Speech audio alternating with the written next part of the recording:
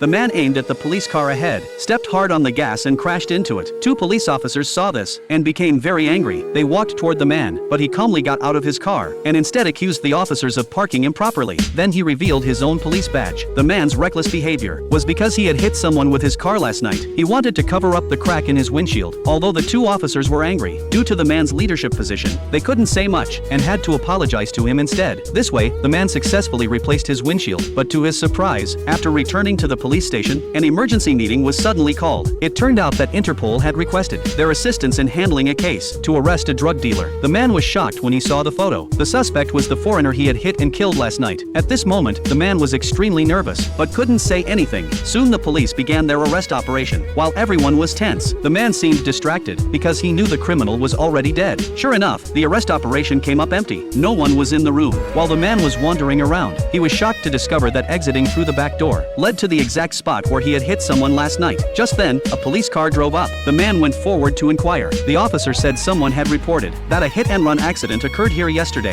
The perpetrator had hit someone and put the body in the trunk before fleeing. At this point, the man's colleague arrived and learned about the accident. Just then, a colleague discovered a surveillance camera above them to the right. The man immediately became anxious. He promptly offered to check the surveillance footage, but the captain refused his request. After thinking, he came up with a good plan. The man used delivering late-night snacks as an excuse to visit the surveillance room and assess the situation. Fortunately, the camera hadn't captured him, only recording a blurry view of the car's rear. Then the man prepared to destroy his license plate, but suddenly received a phone call saying someone had seen him hit the person. Frightened, the man quickly hung up, but the caller immediately phoned his cell phone again. The man had no choice but to answer. The caller threatened that he couldn't hang up, or else they would report him. The man suddenly realized the caller knew too much. It must be someone close to him, so he immediately ran out to look for suspicious individuals. Sure enough, he found the caller at a public phone booth. The person was preparing to leave by car. The man quickly jumped on a motorcycle and gave chase.